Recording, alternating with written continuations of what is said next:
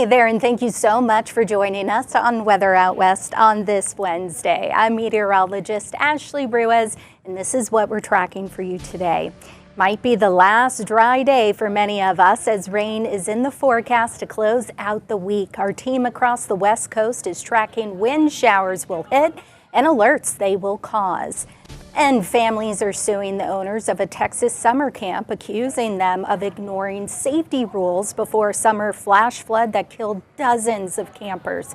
The claims against Camp Mystic and how it's responding. Plus, Tropical Storm Feng Wang is making its way toward Taiwan. We'll show you where it is and some of the damage it has already caused. And the Northern Lights put on a show last night. The aurora was visible across many parts of the United States. Seattle's Rich Marriott will join us later on in tracking your best chance to see them again tonight. And once again, we want to welcome you to Weather Out West on this Wednesday. And if you haven't joined us before, this is an hour-long show where we tell you what's happening weather-wise across the western United States. Today, we're going to begin in Sacramento, where an atmospheric river is set to impact the region, bringing heavy rain, gusty winds, and mountain snow. Here's Monica Woods with everything you need to know. I'm meteorologist Monica Woods, and we're looking at a lot going on in northern and central California. We've got the Aurora Borealis to talk about, plus an atmospheric river heading our way. Now, for the Aurora Borealis, those northern lights, it's going to peak on Wednesday, November 12th. Unfortunately, we pick up a lot of cloud cover coming in and then rain showers as well. This is going to be a much cooler forecast and a weather impact alert in place. When? Thursday, the impact being rain, wind, and snow. Need to expect those travel delays, especially for Thursday morning's commute up and down the valley. A look at our big weather pattern shift. Now, the timing begins late Wednesday with the impacts being commutes, trees, and power outages possible. Winds pick up late Wednesday, last through Thursday. Gusty not only for the valley, but in the Sierra. And we'll see snow below the passes. It starts off pretty high for that snow elevation at about 9,000 feet, but through the day on Thursday, it will continue to lower all the way into Friday morning when it's as low as 5,000 feet. That's going to put it into the upper foothills and lower Sierra. So prep now. Get ready. Make sure you've got those leaves out of the storm drains and your decorations. If you have any outdoors, tie them down or bring them in. All right, let's talk about this pattern shift that we're going to see unfolding Wednesday into early Thursday. So really Wednesday is the last day to do that prep as this big band of moisture starts to move in from off the coast. Now, initially it has a pretty deep tap into some more warmer moisture coming in from the southern part of California. But as that colder air starts to work in during the day on Thursday, that's what's going to drive down that snow line. Also bring a slight chance of thunderstorms mainly north of I-80 into extreme northern California with some instability working its way through northern California. By Thursday evening, we're starting to see the back edge of this rain band pushing through the Central Valley, but snow really starting to pick up there for the Central Sierra, especially around Mammoth and Yosemite. So snow totals will kind of be iffy as we move through the day, but then really pick up later on Thursday through early Friday. We're talking about 4 to 24 inches plus in the Sierra. Nice to see that in November, especially edging towards Thanksgiving. Total rain will be about 1 inch to 1.5 inches in the valley. Foothill rain, though, closing in on about 2 inches or so. So again, our weather impact alert in place for Thursday. That's going to be the big day. Now we've got a second storm in the forecast. That's on Sunday. It's a colder storm, doesn't hold as much moisture, but a lot to track in our 10-day outlook. For Wednesday, we've got highs near 60 for the Sierra, 60s to lower 70s down low. In the Central Sierra, we're in the 60s. The valley still sitting in the 70s. So Wednesday's still a fairly nice day to get out and about. Central Coast, we're in the 60s, 70s inland. We'll see very similar represented temperatures throughout the Bay Area, 60s along the coast, 70s inland. Along the Northwest Coast, we're in the 60s. And then the north end of the valley will top out in the upper 60s for our Wednesday. For the capital region, we're in the upper 60s to right around 70. So pretty close to average, actually. Moving on to our extended forecast, we see quite a weather pattern shift taking shape here. As we head into our extended forecast, we're expecting periods of on and off rain and snow from the mountains through the foothills and the coast, with our 10-day forecast also showcasing that weather impact alert on Thursday with areas of rain that kind of opens the door for that colder air to work in. And we see highs by early next week only in the upper 50s, with again another chance for showers coming in to wrap up the weekend. And the atmospheric river is set to impact Southern California as well. San Diego's Vanessa Paz tells us what we can expect. Happy Wednesday from San Diego, California. I'm CBS 8 meteorologist Vanessa Paz. We have a lot to get to. We have a lot of changes on the way, all due to an incoming storm that's going to tap into an atmospheric river. But let's go ahead and give you your headlines as we get the second half of the work week going. We will start to see some showers arrive as early as Thursday night, mainly into Friday and Saturday, with much cooler and windier conditions to wrap up the work week. And then we'll have a secondary storm arriving next week. So here's what it looks like. This is our meteogram that kind of showcases the chance of rain day by day all the way through early next week, in particularly for the mountain areas. You notice how it goes from 9% soaring close to 70 as early as Friday, and it looks like the most active days will now be Friday, Saturday, and Sunday, potentially lingering into Monday and Tuesday. We'll first feel the impacts of this storm with those breezy conditions. They will have an uptick as early as Thursday, and then the rain arrives as early as Thursday night into Friday. So as we take a look at one of these models and kind of showcase the play-by-play, I'm going to fast forward this into Thursday, pause it Thursday night, where we could have some light scattered showers, but the bulk of activity will arrive as early as Friday morning. Something to really keep in mind, because that's the time when a lot of people are traveling for that morning commute. So it's going to be a very messy one. And this is just the start of it. Things continue to pick up. We'll have essentially a secondary round come early Friday into Saturday. And when it comes to rain totals, that's when we'll see the bulk of that accumulation. So the rainfall estimate's fairly light, right? When it comes to Friday night around 4 o'clock, we'll get anywhere from 1/10 to 3/10 of an inch from the coast all the way towards the inland valleys. Then notice what happens when I fast forward to late Saturday into early Sunday. That's when we'll see the bulk of activity arrive. Saturday all the way through early Sunday morning will accrue by then anywhere between close to 2 inches to maybe 2.5 inches. Most activity will be found in the northwestern quadrant of the county. That's where we'll see some of the heaviest rain, and it will lessen as that storm kind of pushes east, moving a little more southward. Rain preparations, make sure that we're checking windshield wipers, tires for that adequate tread, clearing the gutters and getting sandbags ready for that low-lying flooding. As we take a look at the coast and inland days, in case you're wondering why these days are highlighted in the red, that's when we're calling for weather impact days. That's when everyone kind of needs to be a little more cautious when it comes to those outdoor activities, especially when it comes to the roadways.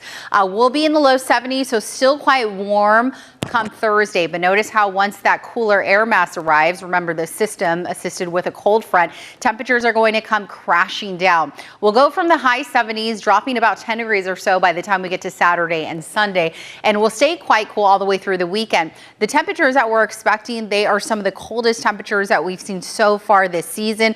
The mountain areas are going to get very brisk when it comes to those evening hours. If there is any leftover precipitable moisture in the atmosphere by Sunday and Monday, it could transition into snow, especially in those higher elevations. So we will continue to look out for that, especially when it comes to our mountain sky cams. For the desert areas, staying warm all the way through about Friday, but even the deserts get a taste of very cool temperatures down to the 60s by the end of the week.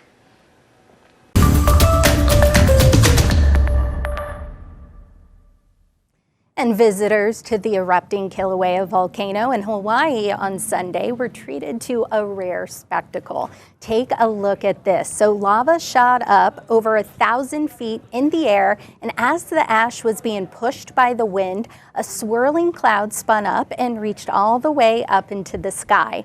Now, scientists say while it may look like a tornado, it's actually more like a dust devil you'd see in portions of eastern Washington, maybe in the southwest as well. Still a pretty cool sight to see.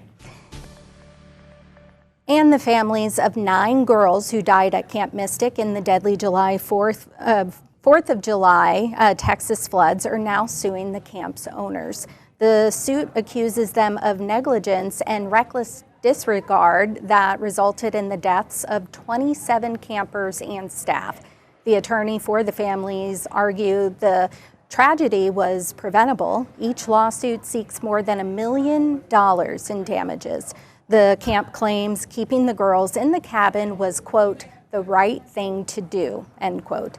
Camp Mystic previously said it will reopen next summer with new safety protocols in place. And coming up after a quick break, we're taking you to the desert Southwest and Colorado to see what's going on. Enjoy the quiet weather, Phoenix, because an impactful storm system is headed your way this weekend. Ginger Jeffries has everything you need to know in today's forecast. I'm meteorologist Ginger Jeffries. A look at your weather out west where we are prepping for a storm. Now, we still have a couple days where temperatures are going to be above the normal range. I'm talking about mid, even upper 80s. Certainly not record territory, but then sweeping changes are going to settle in this weekend. And there's a little bit of a timing issue. We're adjusting not just the timing of this system and the amount of rainfall we're expecting from it. And this is going to be a daily issue until that low moves on shore. More in just 1 second. Today, across Arizona for your Wednesday, we are looking for about 86 in Phoenix, 71 in Sedona, 64 in Flagstaff, 87 in Parker, about 85 in Tucson, and 77 in Globe. And yeah, a little bit of cloud cover going to be working through. A lot of this will be upper level clouds, just kind of, diffusing that sunlight, acting like a little bit of a filter. But here we go, 80s through tomorrow, even Friday, but then a major drop off in the mercury as we see 70s and even 60s on Sunday. Now, this is the kind of deal breaker. Friday is when we really expect to see the storm system move on shore. But now it's looking like it's going to be a little later. So really just a minimal chance for some showers on Friday. Better opportunity on Saturday. But we're going to revisit this rain event by the early part of next week. We need to deal with this weekend first, and definitely looking for some heavy rain and snow in the high country Saturday and then also on Sunday. And for our White Mountains, just kind of gearing up Friday and Saturday with the best chance on Sunday. So you can see everything's been kind of pushed a day out. Here's why. High pressure will stay with us, but even by Friday, look at this low. It's a slow moving system. Still way off the coast of California, so just doesn't look like we're going to have an impact rainfall wise on Friday. I am looking for some wind to start picking up on Friday, and our best chance for rain will develop on Saturday. So look at this. By Saturday night, that's when it looks like the showers are going to be pushing on in through about Sunday. So Saturday and Sunday really are prime time. And again, this is a cold system, so we're going to see those snow elevations coming down.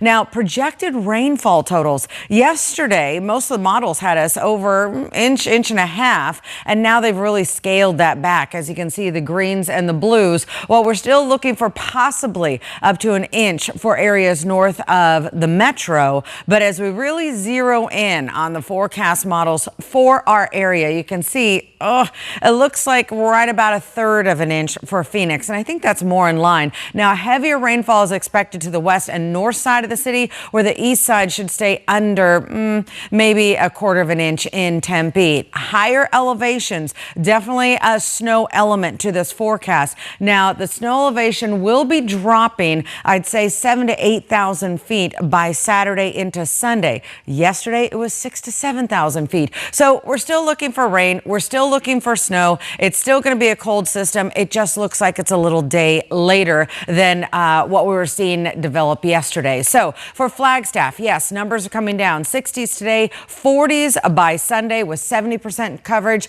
And we do have weather impact alert days now scheduled for Saturday and Sunday for the valley because of the rain potential and the dramatic drop in the mercury.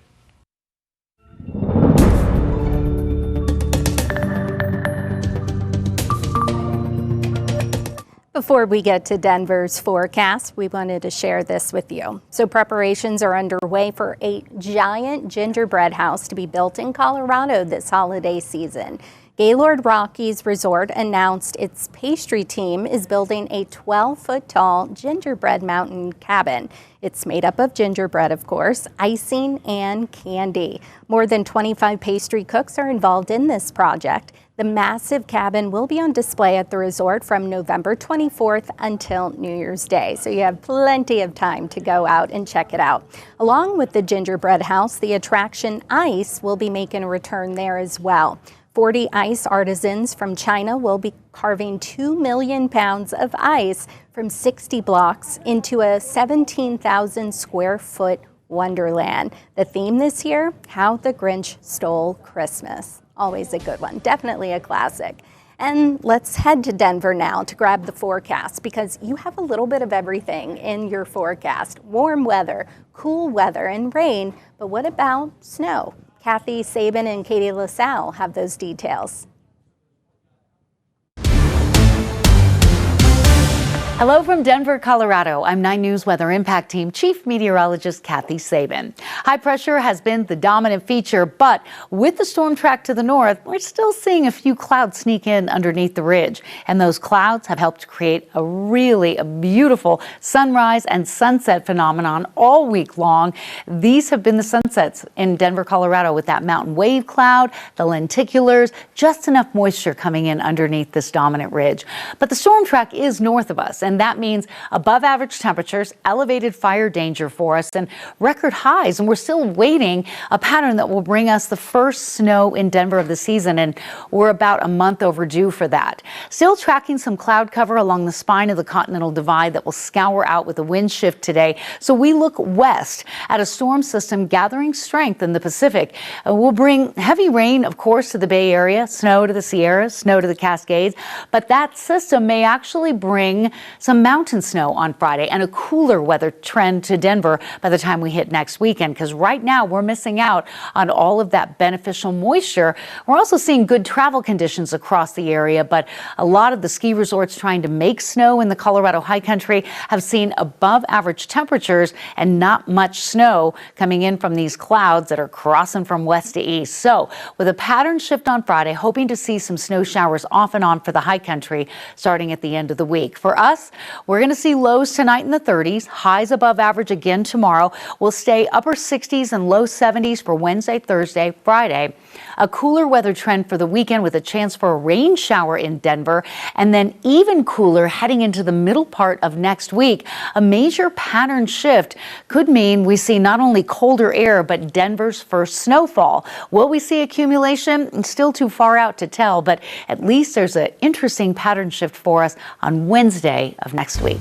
I'm 9 News Weather Impact Team's Katie LaSalle. Did you see it? The rare sighting of the Aurora Borealis. Northern lights could be seen over 21 states across the country. Didn't have to travel to Iceland to see these sights sent in across Colorado, from Steamboat Springs to downtown Denver and up into Aspen. Just some absolutely incredible, out of these world images. This is a rare sight to see. So this geomagnetic storm that happened on Tuesday, it was a G4 level. Lower chances across Colorado, the northern portion of the state, for tonight of seeing these kinds of colors, that big storm in space. We are going to be seeing the potential. Unlikely though, but you will have to head north away from city lights, and a little more cloud coverage is expected for this evening as we look at our Aurora Borealis forecast. So it was a very active event yesterday, but a big portion of the country will not be able to see what we saw yesterday. Just a slight possibility over the northern part of the state, but you can see some cloud coverage lingering over Colorado. So it was incredible, but I want to take you back down to earth, because what Colorado has really been dealing with, historically low snowpack. We could really use some snow for Colorado's high country. A lot of our ski resorts have been making it in the overnight hours, but not a lot of help from Mother Nature. This is our lowest snowpack that our state has seen since 2017, and it's been unseasonably warm. Temperatures across the Denver area nearing 70 degrees. Typically, Denver's average high this time of the year, November 12th, is 54, upper 50s, returning to many of our mountain towns. So a ridge of high pressure in control across the region. We will start to see a lot more moisture streaming into the Pacific Northwest, Northern California, but for a big portion of the state, it's going to be dry and mild through at least Friday. And you can see those daytime highs for tomorrow. We are back to the 50s, even some low 60s in the mountains. Unseasonably warm, and we're not bracing for a lot of cold air set to roll in. Next best chance for picking up a little mountain moisture looks to arrive by the first bit of the weekend into Saturday morning, our northern mountains. But hopefully, fingers crossed, the weather pattern continues to track cooler and wetter in through next week. So next Wednesday,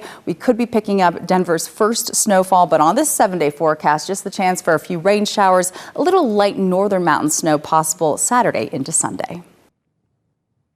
It's a trip to the South Pole where you're taking part in the research. One cruise line is connecting travelers with scientists while sailing through some of the most remote waters on Earth. We'll bring that story to you coming up. On board one of the world's most advanced and sustainable expedition vessels, a new generation of cruise travel is chartering a cleaner, greener course for the industry. Seattle's Savannah Welch shows us how the new ship is helping shape the future of expedition travel. I'm at Pier 66 in downtown Seattle, where the MS Nansen, one of the world's most advanced expedition ships, made a one-day stop. It's part of a new wave of cruising that's putting science and sustainability front and center.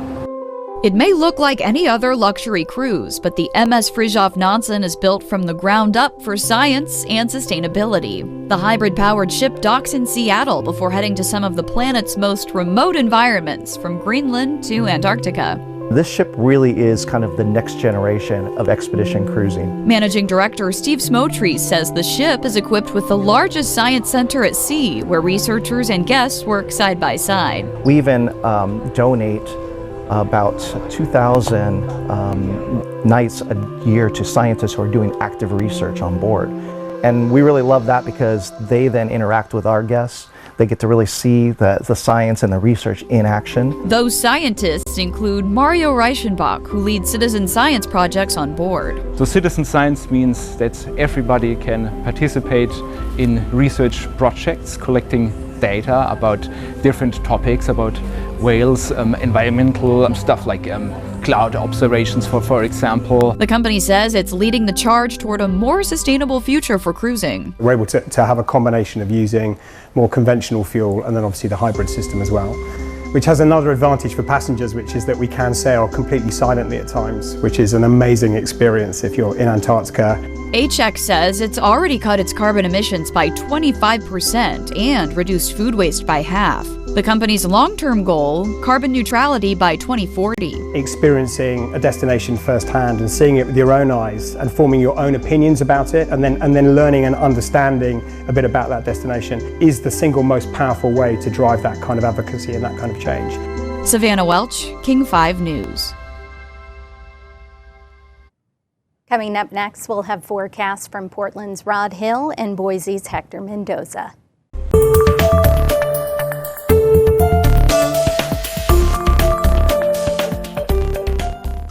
Tropical storm Feng Wang is barreling towards Taiwan, bringing strong winds and heavy rain, prompting evacuations.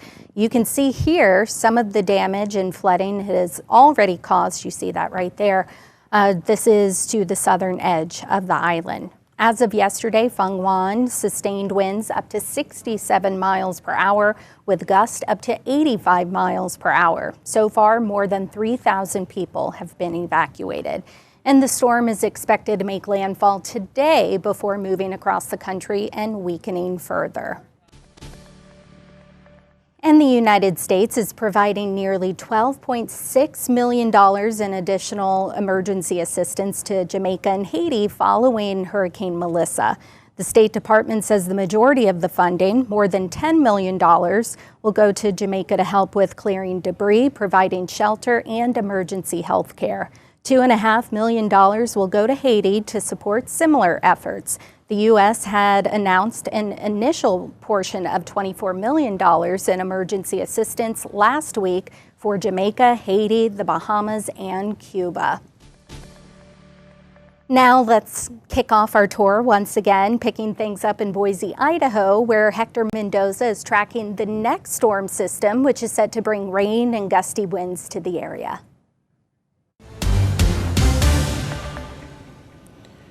Well, it was an amazing night last night if you got a chance to look at some of the northern lights on display here across southwest Idaho and other spots further north. And here's just some of a few of the pictures that we got posted on our Idaho Weather Watchers Facebook pages. We got flooded with amazing photos. So again, thank you so much for posting that. And we have another chance of seeing that in some of our northern zones here through tonight. So try to find some spots that have a little less of those clouds and a little less of that light pollution there.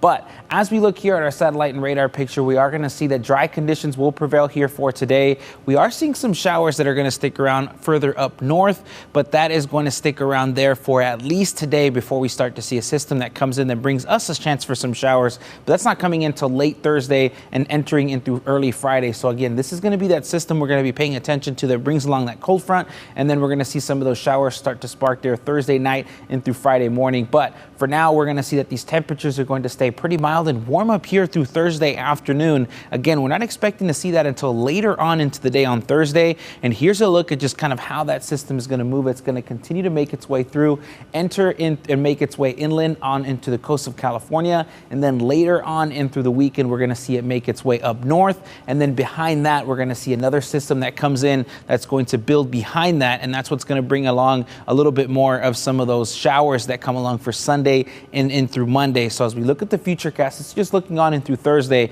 as we're not expecting anything to really come through southwest Idaho here through today. But as we look on ahead through Thursday afternoon, we're going to fast forward as we get closer into around 7 to 8 o'clock at night. And as we get through early Friday morning, that's when we're going to start to see a little bit more of those showers start to make their way through. It's still going to stay pretty high in terms of those snow levels, so it'll initiate as rain. But after that, as temperatures really start to cool off, we're going to see a little bit more of those snow showers start to come along, as we'll see those snow levels start to drop Friday in through Saturday. And then we're going to start to notice that really start to stack up as we get in through the weekend. But as we look on ahead, we do see another chance of some of those showers again as we get on in through Sunday and Monday as another system comes through. So that's what we're expecting there as we get into early next week. And again, when we talk about some of the snow chances, it doesn't look like it really starts to stack up until we get into Sunday and into Monday. Anywhere between 2 to 6 inches of snow is possible there through portions of the mountains. As we look at McCall and Stanley, we're expecting to see a little bit more of those snow flurries really to start to stack up. But as we look at the 7-day forecast for the Magic Valley here, looking at Twin Falls,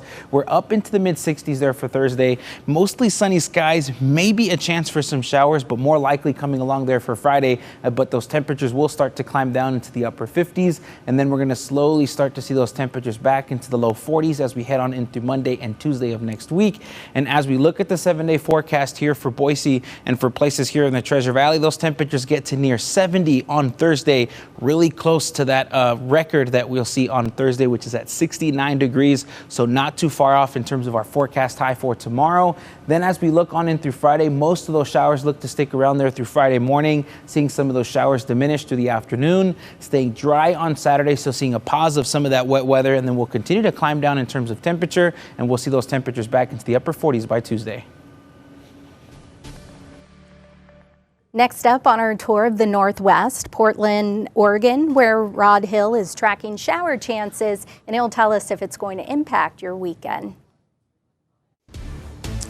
From Portland, where the weather guy was just outdoors, so I can tell you it's actually pretty nice outside. I'm Rod Hill. We have a lot of clouds. If you just look at the satellite picture, like, wow, that's a lot of clouds moving south to north. But there are some thin spots, and that's what I'm referring to, with some blue. And away from the Columbia River Gorge, where we do have some breezy winds to about 20, our winds are light. And here locally, the green that the radar has been showing, I think that's the radar just hitting water droplets in the clouds, because I have not found anybody all morning even reporting as much as a sprinkle. Now, we do have fog from our state capital down into Eugene, where the Weather Service actually has popped up a fog advisory for this morning. Here's the way Futurecast shows it. Today, basically dry. I think there's a legitimate chance that there could be a shower literally just right along the beach at some point today. Other than that, we are dry. Here's 11 o'clock this morning. Here's 7 o'clock, just clouds, thin spots really across all of our region. And then we get into a return of showery weather overnight tonight into tomorrow morning. Now, notice the bright colors. As I play this into the afternoon, there could be, and there's one right there in Clark County, some heavy downpours. And a south flow is inherently our unstable flow. So maybe there's a rumble of thunder tomorrow. but it's certainly scattered, and that means we're going to have a mix of some dry time. And this is actually showing some nice sun breaks as well. This is 3 o'clock Thursday afternoon. Now, by the time we get into Friday, here it comes. There's some light showers scattered about. And yeah, we had some showers, but really a lot of dry time.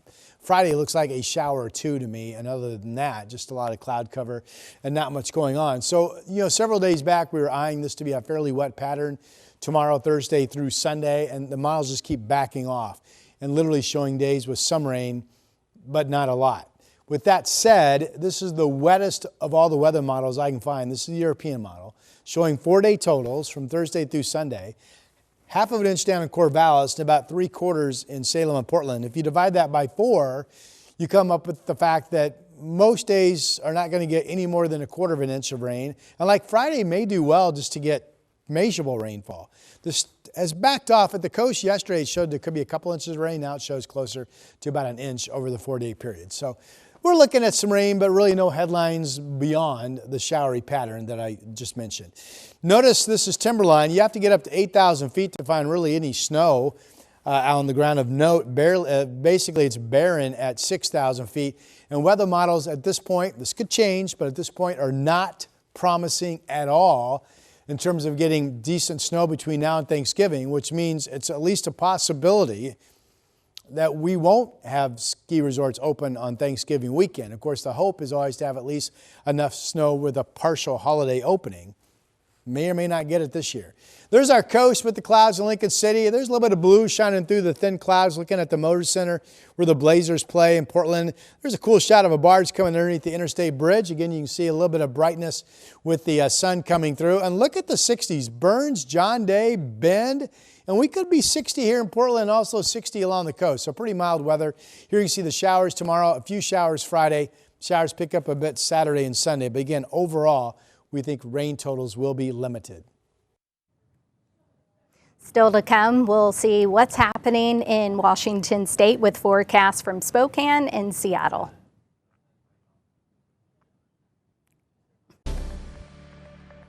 Welcome back to Weather Out West. So let's pick things up in Spokane, Washington, where Thomas Patrick tells us about the rainy weather up ahead.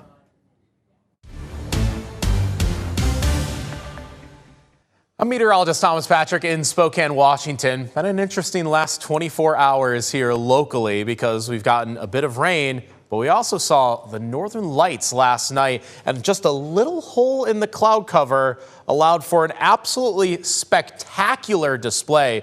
And I want to jump into not only the photos you've all shared, but also the forecast for that as well. So let's start there. The northern lights, absolutely stunning, almost looking Christmassy in the sky between the red and the green in Chewelah. Take you to North Idaho, out at Garwood. Beautiful shot there. And of course, people just having fun with the photos in Moscow, Idaho as well. Beautiful, beautiful stuff. This is just a sampling of the, I think, hundreds of photos that we got from Eastern Washington and North Idaho. Take a look for yourself. I mean, it is incredible at every single point here in the inland Northwest. We had a little hole in the cloud cover between about 7 p.m. and 10 p.m. last night, just perfect enough to reveal those northern lights. Looks like there's a lot more red than not, but a little bit of the classic green of the Aurora Borealis really making itself be revealed. Wonderful stuff there. Keep those cameras pointed at the sky for tomorrow night just in case. Of course, the color from the aurora comes from the solar storm's interaction with the atmosphere, physically the atoms themselves. It's the oxygen molecules that reveal the red and the green. Basically, the energy is taken in by those molecules, and as it's re-released, that's the light that we see. So red and green ends up being very common because of the oxygen, though lower in the sky, and by lower I still mean 60 miles up, the nitrogen can also reveal some blue and purple shades as well. So maybe take another look at your pictures and see if there's a little bit of blue closer towards the horizon. That can always be a really, really beautiful sign there. But the green, of course, is always the most vibrant part of the Aurora Borealis. Chance tonight? Oh yeah, I think our solar storm was strong enough to last a second day, an encore performance. The only thing is we need to get lucky the second straight night and get some more holes in that cloud cover because we will be fighting it in the Pacific Northwest. I think a lot of the pictures we'll see across the country will come from the northern Midwest in the Great Lakes region, and those were just as spectacular as well. As for today's rainfall, we had a little bit before 5 a.m. in Spokane. That rain shower now closer towards the Canadian border. Looks like the rain is mostly finished for today. Hopefully that means the cloud cover will thin up as well. I do think things stay mostly cloudy tonight, but it only takes a little hole in that cloud cover to get some more pictures looking like they did last night. Now for Thursday, opposite side. Dry in the morning, wetter in the afternoon and evening. This is 1 p.m. Looks like eastern Washington will start to get some rain, and it's all scattered showers from there on out. The funny thing, though, is that today and tomorrow are the warmest days this week. It's actually a warm front that's just passing through the region right now. That gave us the morning rainfall and will push temperatures into the 50s this afternoon, staying in the mid-50s Thursday, though with a bit more rain in the afternoon and evening. Staying in Washington, Rosengard and Skagit Valley, this is west of the Cascades, they announced they're officially done planting 1,010,000 tulip bulbs. It's a process that started back in September and typically lasts through December, but it wrapped early this year. Each bulb is precisely placed for the stunning display of flowers that will be open in the spring. And if you haven't checked it out before, it really is magical. All right, taking you to Seattle because like Spokane, rainy weather is making a comeback. Rich Marriott tells us what to expect in today's forecast.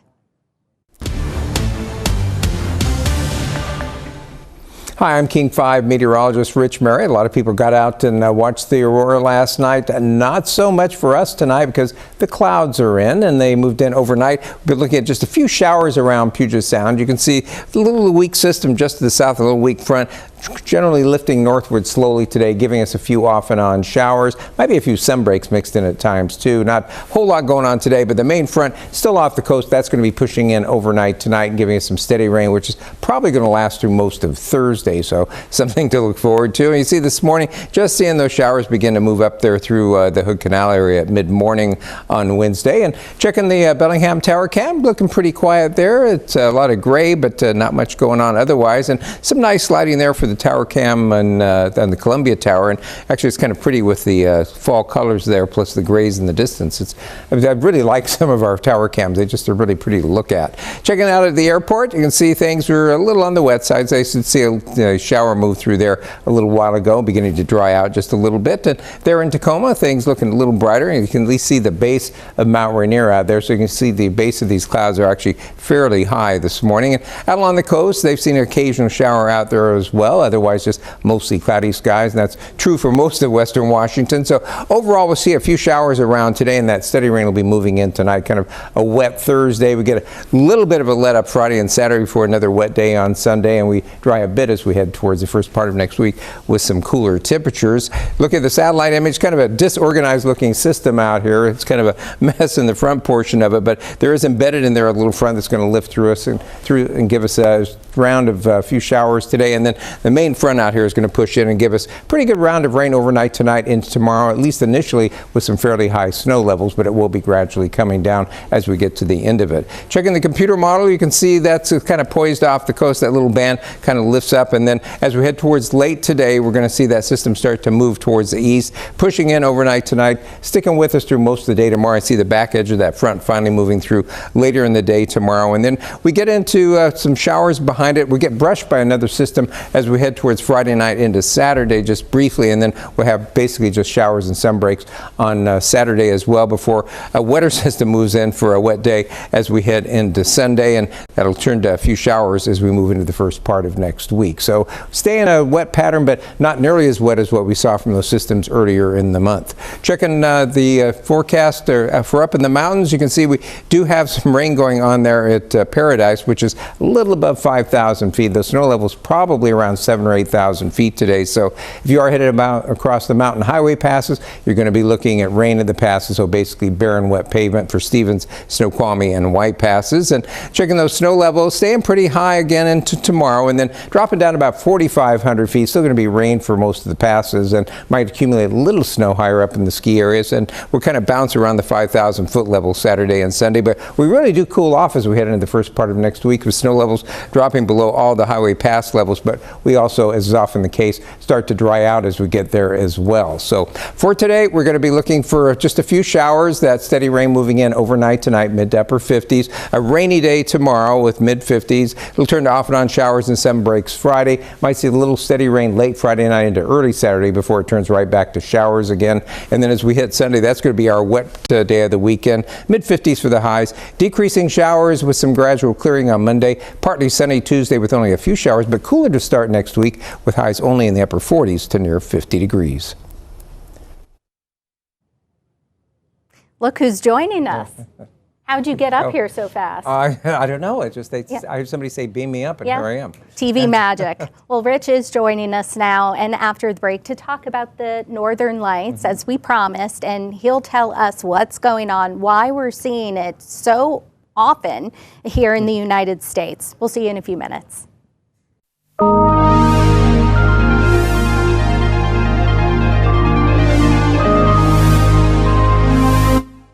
Take a look at this. The Northern Lights came out last night as a geomagnetic storm hit parts of the United States.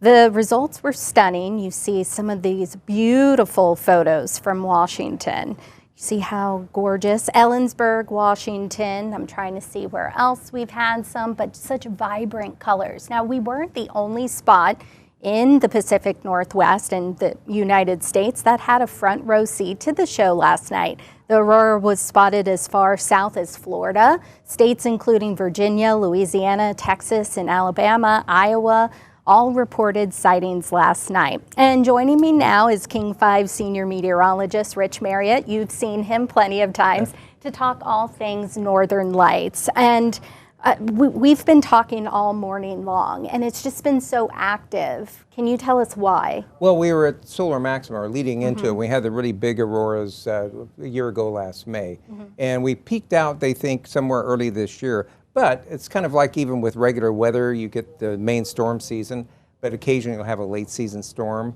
or an early season storm, and that's kind of what this is. This is a late season storm. It's an 11-year cycle, and we're only a few months outside of the maximum, so not terribly surprising at all. But it was an unusually strong flare that triggered all of this. And we have more to come, right? We do. Actually, it triggered 3 coronal mass ejections. That's a huge clouds of plasma, high energy particles that got shoved out towards the Earth. They came in 3, one after the other, but the last one came out faster than the rest of them. Wow. And so this is what happened back when we had those aurora in May, is they basically, the last one overtook the first 2, and so all that combined together and slammed into the Earth's upper atmosphere last night. They were actually, it arrived about 12 hours earlier than they actually anticipated and produced a severe geomagnetic storm, which produced all the excitement last night. Now, not just the Northern Lights, and when we talk about the geomagnetic storm, it goes from 0 to 5, right? What does that mean? Well, it's just basically how many, it's the strength of the currents that it generates in the Earth's magnetosphere. And so the more power it has, the more that it puts into the magnetosphere, and also the more it warps the magnetosphere. And now the downside to that is, which we saw back a year ago, and we're seeing a little bit of that right now, is that also affects electronics, satellites in orbit. I mean, a lot of the cameras in orbit are seeing what looks like a snowstorm right now from these high-energy protons hitting their photosensors. Not damaging them, fortunately, but sometimes it does. The other thing that's affected is really precise GPS, because it affects the Earth's ionosphere that they have to correct for in order to make GPS work. So if, like, farmers use it to get within centimeters to plant seeds and such. And they had back when we had the May auroras, some of their farm equipment running in circles. What? Because it's totally messed up in terms of the GPS, and so they're watching for that. Plus, when it gets to be into the severe range or the extreme range, you start to affect the power grids across the United States. And in the late 80s, up in Ottawa, they had a big portion of the power grid that burnt out because of induced currents in it from one of these geomagnetic storms. So, especially in our current technological age, we're pretty vulnerable to space weather. One of the reasons NOAA now has a space weather prediction center. We know that weather is extremely difficult to forecast, but space weather even more difficult, correct? Yeah, it's back a few decades from where we are in weather at this point. And like I said, it was about 12 hours earlier than they expected. Yeah, and so there are a lot of things that we still don't know, and when it comes to building those forecasts, we've seen it change several times. For tonight even, right? And we've been in a discussion today about the fact that there's some confusion about whether or not we're going to be back into severe tonight. But part of that has to do because, you know, scientists being scientists, they work on universal time, basically the time in London. And they're doing it for November the 12th, London time, which is basically from 4 p.m. Pacific Standard Time to 4 p.m. Pacific Standard Time. So that starts actually this afternoon, or started last night, and it'll go through 4 o'clock this afternoon. So they expect, actually right now we should be seeing a severe geomagnetic storm. They estimated it was going to be from about 10 Pacific till 1 p.m. Pacific, but then it's going to fall off after that. It'll drop back to moderate overnight. Now, in terms of the extent of that, it still looks like it's going to extend down into the northern states, but it's not going to be as spectacular. Yeah. There's just that little problem of a lot of clouds and rain around, which does add to it in the month of November. I know. A lot of people, even myself, I went outside. Nope, the clouds had already moved in. And so I was a little too late. A lot of people wonder, well, is it going to be visible to the naked eye? And some people are disappointed because they walk outside and they see clouds. It's true. And that's one of the things about being a weaker geomagnetic storm tonight. It's not going to be as bright, which will make a difference. And as we've learned over the last maybe year and a half, our cameras are much, much more sensitive to low light levels than our eyes are. And so you look at it and you take a picture and it's spectacular. Which is a little disappointing. So we actually need to have Aurora goggles. We do. Know, you use the light sensors from your phone and let you actually see it. So I think you're on to something. I think we've got something going here. No, you have to copyright that immediately, exactly. or put a patent on it. Something well, at least like in the next 11 years to the next solar maximum. However, again, we can still have some pretty big events, even though we're moving away from solar maximum. And so you think even wrapping up the 2025 season, going into 2026, do you think we might see like I said, it's events? an 11-year cycle, and we're only a few months past the peak. And it's an approximate peak, too. I mean, they look at sunspot numbers and such and kind of go, okay, this looks like the maximum, and now it starts to fall off. But, you know, you get these powerful sunspots that rotate on the front of the sun where we see them, and they have these huge flares, and they send out all these particles. And if it's aimed right, which fortunately it isn't most of the time, it hits our magnetosphere, you know, and your seeds get planted in strange rows on the farms. or your GPS is going out of whack. Fortunately, now your car GPS is not going to affect because it's not that exact. But when you're trying to do it within centimeters, which is amazing they can do it, then it does really have an effect on it. It's really critical. They know a bunch of stuff about the ionosphere, which gets messed up during storms. That's amazing. And real quick, if anyone is wanting to catch them, what do you recommend?